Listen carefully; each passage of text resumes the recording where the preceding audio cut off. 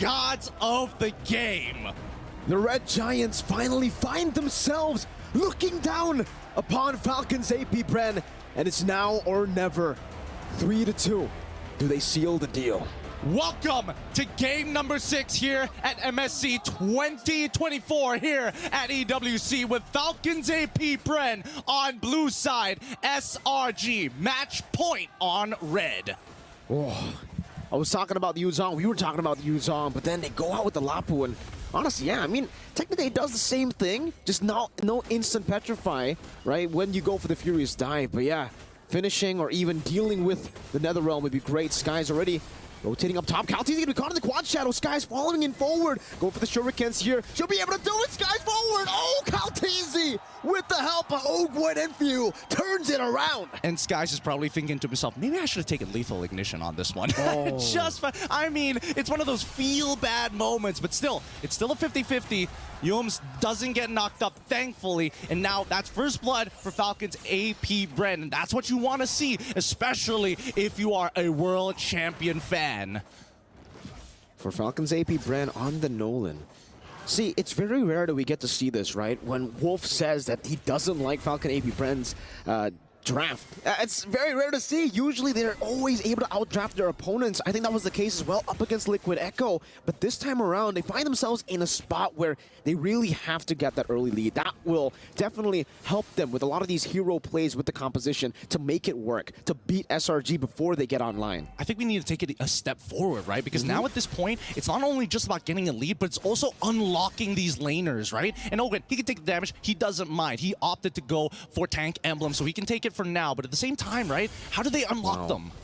Good zoning. This is a good way to do so. Falcons Apbren already utilizing the man advantage in the bottom lane to actually stop Cram from getting that cannon minion. That will actually stop him from getting level 4, which means Kaltizi should be able to steal it or actually just take it for free. No contest at all from SRG. Yeah, a really good off-tempo play from the side of Falcons Apbren. They decided, you know what? Hey, Owen, you're going to get 2 waves in the mid so that Few can actually start zoning out Cram for these bigger fights. With that being said, that's an early turtle for Falcons Apbren, but Kaltizi, especially with the lead that he has EXP-wise, he's going to be able to really start threatening and burning battle spells from Selangor Red Giants. Falcons Apbren, it's all about that farming now. Up against Skies on the Hayabusa, Nolan does have an advantage when it comes to that clear speed, so that's definitely something that Falcons Apbren will continue to utilize here. Kyle, also known for his amazing, phenomenal pathing. Now, a level ahead, he should be able to find another lead here because this is what I was talking about for the Yuzong at least, right? For Cram on the Alapu, you're going to be great, especially in the mid game, but in the early game, if you got that Yuzong, you would be able to force to just win out this lane. I mean, I agree that if they want to win out this lane, but at the same time, SRG is thinking a little bit further than that, right? Because look at the nature of how these games have been going. It's, yes, you get a lead in the laning phase, but then afterwards, what happens? The big turnaround we've seen from both of these teams, somehow more consistently on SRG's side, but at the same time, with the Lapu, you're now not dependent on your battle spells anymore, right? You don't need to have that Petrify Furious Dive to make something happen. You just bravest fighter and hope for the best. Warrior Boots' first item from Cram here is actually going for... I wonder what he's actually going for there. If he just wants to stay on that item. It's a Thunderbelt though, rushed in from Flapteezy. Kaltizi already pushing Cram, putting the pressure down on him in the bottom lane. He's already down quite a bit from, you know, all those early ganks from Few. Now he's going to be down even more. He's going to lose an entire wave, I think, with the cut. Yeah, that's a little... Ooh. I mean, that's a little unfortunate. I think that Cram is going to first item War Axe instead of going for the traditional Hunter Strike at this point, or mainly because I think when he jumps in, Ogwin is going to stop everybody else from continuing the dive, you know, really capitalizing on it.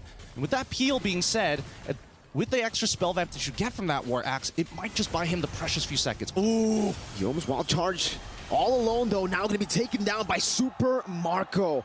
Great read. And for Falcons Apbren, it was just about speed. SRG weren't ready for that speed. Exactly. Like, I'm surprised that they even wanted to contest for it in the first place. I would have think that, you know, they would have opted to just back away. You know what? Take the turtle, whatever. Maybe we can find a lane lead somewhere. Lycan falls straight into the flicker as well. Mini's Fury onto Innocent. 1v3 taken down under the turret. No trades for SRG. Oh boy, good stuff coming out from Falcons Apbren. Keep in mind, the Netherrealm is still up from few. This was a guaranteed dive to happen. Oh, whoa. Final Slash breeding out the black shoes already. Stormy kind of in a bit of trouble now, you know? He's not even able to walk up fully because he doesn't know where's Ogwen. Now he does, and now he rotates back towards the mid lane, wants to give that wave over towards the Harith. Yums is just holding it down. Look at this read here coming in from Few. He's going to be able to get the Shadow Stampede off, but regardless, right, Falcons Apbren are very aware that Skies has good opportunities to actually find the side. Oh! Final Slash flicker into the fracture, straight into the Vengeance! Well played, Falcons Apbren. The combination to assassinate Skies. Beautiful, beautiful stuff here. World champions for a reason, am I right? Innocent, Zaman Force used up, Few rotating up top, relieving some of that pressure, and Super Marco is still ahead of Innocent. Ogwen again, the pinch maneuver under the turret, forcing Innocent to walk all the way back to that bush. SRG need to fight for priority here. At this point, like Yums, as much as he's responding, he's not helping the mid wave actually being cleared to get Stormy in a position where he can start drawing the line. By the time he gets there, it's already too late. So far, so good for Falcons Apbren. Kyle Teasy comfortably ahead, one level this time around as we wait for the next neutral objective. And even in the bottom lane, SRG have already sent Cram towards the top side of the map to contest for the neutral objective. Then now the bottom lane, the lead grows even more, not just for Kyle, but for Flap as well. I mean, the weirdest part is the fact that it feels like Falcons Apbren are taking the page out of Selangor Red Giants' book. Hey, we're going to force you to keep answering our questions on our time. We're not going to give you that opportunity to regroup and find the counter engage. Well, now with Kyle, that speed. Fracture used up the passive together with Super Marco's bullets. That's an easy take. 3 neutral objectives, all the Falcons Apbren. No contest whatsoever. Skies finds a cross-map play. We'll have to see if he can escape from this one. Shadow kill used up onto Flap Teasy. Kyle Teasy waiting in the midst of it all right now. The stun should be able to take him down, and just like that, he didn't even use the Vengeance. Stone cold Flap. Oh man, Sky's unable to buy enough time. I'm pretty sure he probably didn't exactly get the best quad Shadow in the world earlier. But at this point, any single advantage is great for Falcons Apbren if they want to bring it back and force a tiebreaker between the two teams. At this point in time, SRG, if they're the only way that they're going to find a big tempo play is they've create an advantage with the wild charge, right? So far, Yums has not been able to get there at the right place at the right time because of the way that Falcons Apbren are kind of splitting them up. Final Slash right into the knockup. Super Marco's running. Lycan form, you can hear him. Yums able to escape for now. No flicker on Cram. Skies tries to go for the quad shadow, just revealing them. Kyle Teasy's 2 levels ahead. Threatening now with the Stormy beating on the black shoes. Oh my goodness, that damage.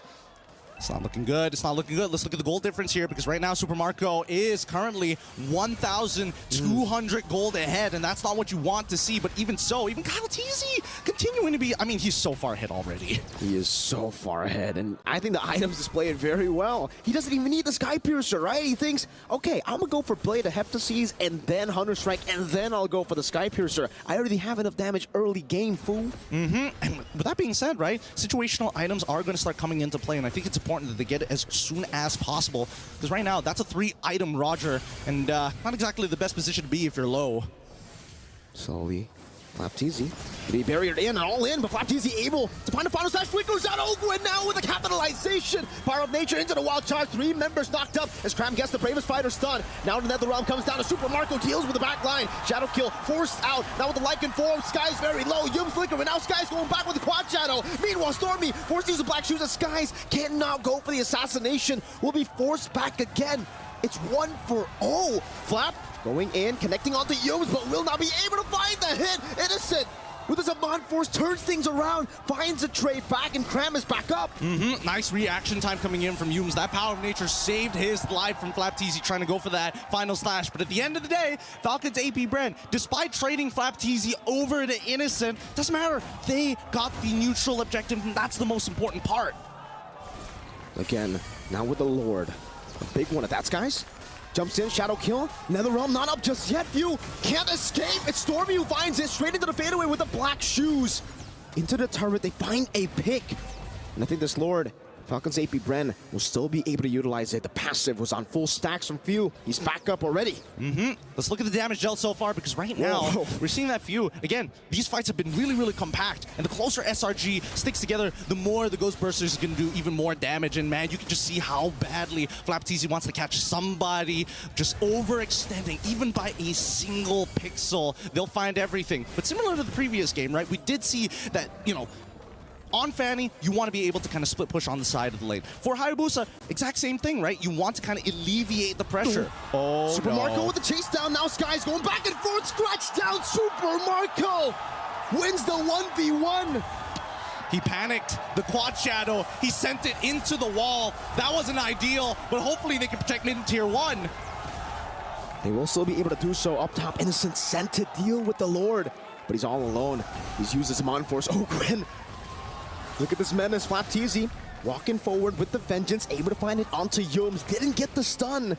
Kyle Teasy in the mid lane, zoning Cram away, and they are able to zone them away, at least from the tier 1 in the mid lane, getting that tier 2 up top as well. Kyle forced back Stormy, and now Yums, great maneuvers by him with the conceal. Zone them away from this turret. Oakwen, knock up, final slash, displacing Yums, still able to find a wild charge. Kyle Teasy in the back, shadow kill used up. Netherrealm there to protect them. Meanwhile, Super Marco will be able to escape still. Dodges away, flicker from Cram, not able to find it just yet. And Cram, despite all the damage, he can't take anyone down. Stormy with the chase. But then the motivation roar just gets them back up. Oh, that's a War Axe diff right there. Survive. Oh, Stormy gets hit! Final slash, Stormy trying to run away, doesn't have the black shoes. Meanwhile, Crab gets bursted down. Kyle Teasy gets rid of Stormy.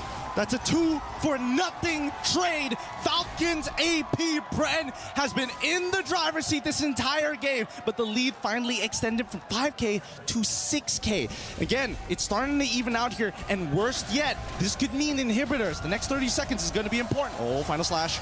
Again, with the vengeance, this time Innocent able to escape those skies, back and forth with the quad shadow, now into Flapteezy again, very low. Innocent able to space out Yos with the power of nature, able to escape like it. Oh! Super Marco! Again and again, finding the play. Base short number 1, in the mid lane, boom! The Filipino cannon finds another. Oh no, it's starting to fall apart for SRG. Falcons Apbren, the chain deaths are happening! Minions Fury crowned with the bravest fighter, unable to find more. Super Marco continuing it, able to flicker out to safety. Innocent back and forth, now in another round. Final slash not connecting, Innocent cannot survive. Once again, they do it! They are showing you why they are the best in this game! Every single time you count them out, they just show you it's not even close! Match point for both of these teams. We couldn't have asked for anything better here, Mirko. Falcons Apbren flying back to eye level against the Red Giants. Back and forth, and this time round, we get to witness Game 7. It's been so long. It's been so long. Man, it's been a while since you and me have been on the desk, and we even get the benefit